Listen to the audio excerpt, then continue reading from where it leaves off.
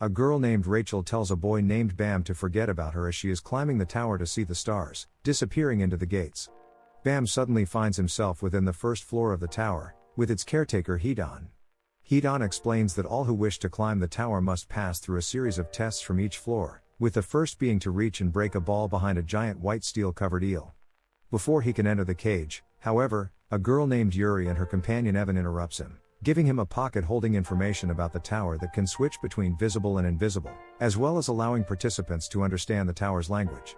Yuri also lends Bam a powerful sword known as Black March that can be dull or extremely sharp depending on the user, expressing curiosity in him despite knowing that her actions might incur the wrath of the higher-ups.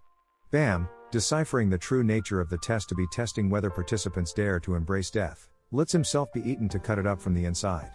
However, as Black March is unable to be wielded for him, Evan suggests he request its strength, allowing Bam to break the ball and be transported to the next floor. To retrieve her sword, Yuri goes after him.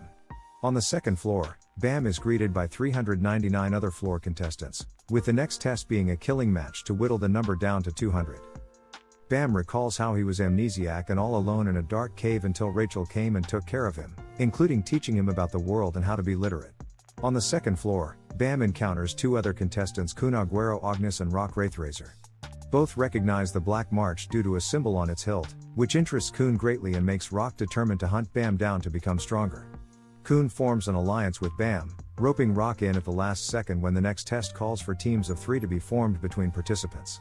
On the mothership, Test Administrator and Ranker, someone who has climbed the tower before, Laro Ro challenges them to withstand his water barrier, which is formed using the tower's power known as Shinsu. All but Bam, who remains standing due to his supposed good luck, are pushed back by the Shinsu. As Laro Ro leaves after the test, he warns Bam not to get too close to Kun. The victors are taken to another room for the third test.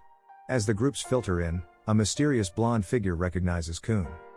In the new venue, Kun explains to a wonderstruck Bam that the sky here is an imitation created by Shinsu modeled after the legend, which he doubts exists. They meet the director of the test, Hansung Yu, who challenges them to find the right door out of 12 identical ones within 10 minutes given only one chance, lest they be forcefully terminated. Although Kun tries to think, he is inadvertently haunted by his past of being betrayed by his half-sister Maria after she was chosen to become one of the elite girls, a princess of Jihad, through his help, thereby exiling the Aguero family as well. His mother also warned him since then to never trust anyone and closed his heart off. As Kun panics, Rock pushes open a random door and Hansung reveals the hidden condition to pass was to open any door within 5 minutes. Laro Ro then administers a bonus test where participation is voluntary, but all who pass it would be automatically granted permission to climb the tower. The test involves 5 rounds where a maximum of 5 teams attempt to steal a crown and remain on the throne for as long as possible, with 2 other members of the team acting as a defense. As the second round begins, Bam feels Black March react strangely as a girl resembling Rachel arrives. As the second round begins, Kun and a man from another team, Loro, deduce that the one sitting on the throne is always at a disadvantage as more and more teams fight for the crown. However, Kun declines to participate just yet as Anik Jihad, a lizard-like girl, currently holds the crown, possessing immense power through her weapon Green April, which is part of a series of ignition weapon swords known as the 13-month series, which includes Black March. This series of swords is so powerful it is only bestowed upon the princesses of Jihad, including Yuri and Anik, who asks Bam to hand it over.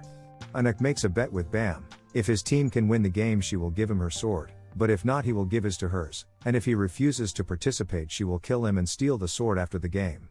Kun pulls a series of tricks using his cloning bag and earns the crown first with Bam on the throne. A mysterious and ruthless team prepares to enter the game, including Rachel, who agrees to kill everyone. Kun makes countless copies of the crown and releases 3 other participants that he had allied with during the second round from his bottomless bag. The next round proceeds with the mysterious team entering the game, proving to be extremely powerful. Bam recognizes Rachel and jumps to protect her when she is attacked by a female masked player, the 2 getting struck on the head in the process and falling to the floor. As Bam vows to protect her, a strange explosion of Shinsu erupts, making it appear as if Bam had turned into Shinsu itself and willingly attacked the player, something that goes against the unbiased and absolute rules of the tower. The crown game ends without a victor as the crown is melted from the extreme power release and Bam has left the throne during the game. Due to his serious head injury, Bam is admitted to the infirmary. Rachel later pays him a visit, where she meets Kun and begins to ask for a favor. Meanwhile, Laro Ro approaches Hansung questioning his reasons for having him administer this bonus round. Hansung cautions that as administrators, they are present to prevent anyone potentially dangerous from claiming the tower's power, with Bam hinted to be one such dangerous person. 5 days have passed since the crown game. Rachel requests that Kun lie to Bam that she was never here, to prevent both of them becoming each other's burdens, although Kun quickly sees that she doesn't really care about Bam and works to distance the both of them, fulfilling Rachel's request in the process. Anik steals the Black March, but it refuses to listen to her. After Bam reawakens, Kun tells him about how Laro Ro assigned them all positions in their teams to start the 4th test: Fisherman, Close Quarter Combat, Spear Bearer, Attacking from Distance, Lighthouse Bearer, Illuminating the Tower and Information Gathering, Scout, Observe the enemy's movement and assist the Fisherman, and Wave Controller, Support and control the battle with Shinsu. Bam receives the Wave Controller position, a position that utilizes Shinsu to support team members. In order for Shinsu to be used above limits, contracts must be formed with the floor masters using their pockets, but Bam is warned by the floor bearers that receiving the contract will only shackle him. Everyone works hard in order to pass in their classes. During mealtimes, Bam meets Endrasi Jihad, a princess of Jihad in her own right who labels Anik as an imposter. Kun later finds out that even though Anik was supposedly made a princess of Jihad after climbing the tower, she is currently in the midst of passing the tower's tests and records claim her to be deceased. As an enraged Anik and Endrasi battle in their class, the current Anik is revealed to be the real princess's daughter whose parents were killed by the other princesses, prompting her to enter the tower for revenge. Jihad is the first man to have ever climbed the tower, becoming the king of all who lives in it today. And Dorsey likens the princesses of Jihad to luxurious shoes in a display cabinet. Once they are granted Jihad's power, they are forbidden to do certain things, such as engaging in intercourse and bearing children to prevent the inheritance of Jihad's power. Their fight ends with both Dorsey and Anik falling into a pit and ending up seriously injured. In the final placement test, participants, all but Rock and Ghost who have already passed, are required to play a game of tag in a separate building while they split into Team A and B respectively, with each team's members required to help their own steal the badge from the other teams that or reach the goal. Kun's strategy: delay Quant long enough so that Anik, their secreted, can make it out the bridge and pass the test. When Quant reaches the bridge he finds Kun instead of Anik. Kun lies that Anik jumped off the bridge, but in reality, she is safely floating on a lighthouse under the bridge, which Quant figures it out. Quant jumps down the bridge, forcing Kun with him in an attempt to get his lighthouse to fall, but Kun is saved by Anik using the Green April as a vine rope. Down the bridge Quant surprisingly finds Kun and Loro, who offer him a ride up the bridge to steal Anik's badge. It is later revealed Kun betrayed his own team so that his friends, especially Bam, on Team B could pass the test. With Team A losing the game, Team B enters next. Unlike Team A who established their roles clearly and quickly, Team B fights among themselves over who will be it. And Dorsey herself declares she will be it. Serena's backstory is revealed. She was once a burglar, and one night she watched as her friends were killed by a rancor which led to her becoming irregular. In the present time, Quant catches up to Dorsey and her team as she shockingly seems to turn against her team as well. Dorsey reveals that she intends to kill the other 2 fishermen on Team B to assure she passes the test. Bam runs to Rachel and he and Quant discover that Ho is holding Rachel hostage at knife point. Ho tells Bam that he will lose motivation to climb the tower if he kills Rachel, as he is uncovered by an anonymous letter, giving him leverage in passing the test. Rachel tries to break free from Ho's hold and he accidentally stabs her in the back. To Quant's amazement, Bam uses a Shinsu technique that took him hundreds of years to master to paralyze, recovering Rachel who is now bleeding badly.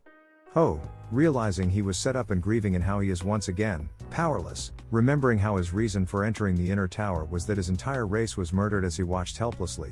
Serena and Dorsey arrive at the scene and Dorsey uses a weapon taken by one of the fishermen she presumably killed to attack Quant. Along with Bam's help, Dorsey recovers Quant's badge and Team B wins. Bam reveals to Kun and Rock that Rachel may never walk again after her injury. Bam invites his peers to a small funeral set up for Ho and they have a remembrance party for him later that night. Knowing she won't pass the latest test and feeling that her purpose isn't there, Serena leaves the inner tower and gives Shibasu her knife as a parting gift. Test director Hansung Yu runs into Wave Controller teacher Yuga holding a secret call, who reveals that his true identity is Lo Po Bia Ren, a member of the Royal Enforcement Division. He is on a mission to retrieve the Green April and possibly destroy the false princess, the second Anik Jihad. Yu unexpectedly allows Ren to pursue his mission. The next morning, the participants learn of their overall test results and whether they passed or not. Hansung Yu announces that since she was injured in the last test, Rachel has failed. In an attempt to save her status, Kun asks for permission to take the administrator's test. Yu reminds him that only irregulars have the power to consult with the administrator, in which Bam notifies him that he is one.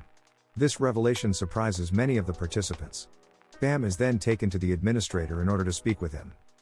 After consulting with the administrator, Bam succeeds in getting permission to take the administrator's test. If they pass, then Rachel will move on. For the test, Bam and Rachel are placed into an underwater Shinsu ball along with fish and must be captured by net dolphins and eaten by their queen to pass. The remaining participants must stop the net dolphins' enemies, the goblins, who control marsh worms, and striped ground pigs, from interfering with the net dolphins. They must also watch out for the bull, a mysterious and dangerous creature that eats almost anything that moves. In the caves, Shibasu runs into the bull after receiving a warning from Hats that the two participants who were with him have gone missing. Shibasu is saved by Anik and Dorsey, who arrive just in the nick of time.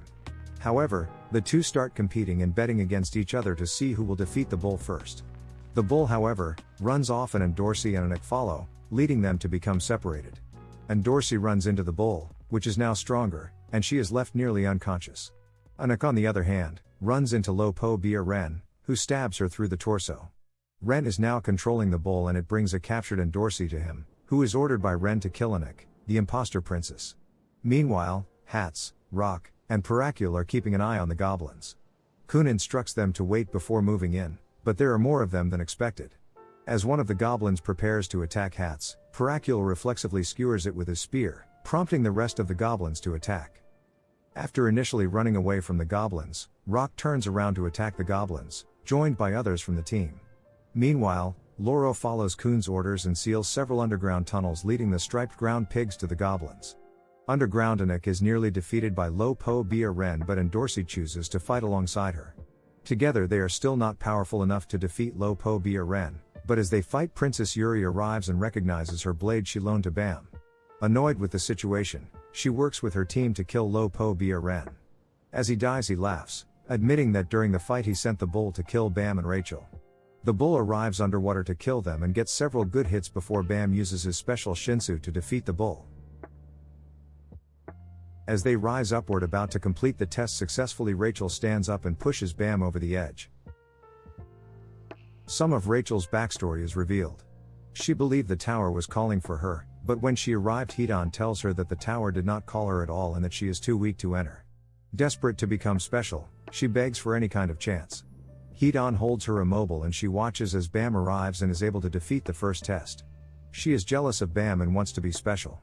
Hidan gives her a special test, telling her that she will be allowed to climb if she defeats Bam with her own two hands. She demands a special weapon, since Bam was given an amazing weapon in front of her, and Hidan gives her a bodyguard that will die in her place once. She makes her way through the tower knowing that she must kill Bam but unable to bring herself to do it. She becomes more and more jealous, urging him to stay away from her in her mind. She is told that if she waits long enough and follows the signs given, she'll be given a chance to kill him. So she allows herself to be taken by Ho and uses the bodyguard to die in return. She waits until Bam is injured, then pushes him into the Shinsu lake to kill him. When the others find her alone, they ask where Bam is and she says the bull came then passed out. Everyone assumes Bam is defeated and decides that as a favor to him they will help Rachel reach the top. Rachel, resting in her room after the trial, laughs wildly, then covers her face, conflicted over what she's done but still determined to reach the top. After everyone leaves for the next level, Bam wakes up in a deep cavern badly hurt. He remembers Rachel pushing him. He decides he needs to climb to the tower in order to find his own answers. Thanks for watching. If you enjoyed, please subscribe.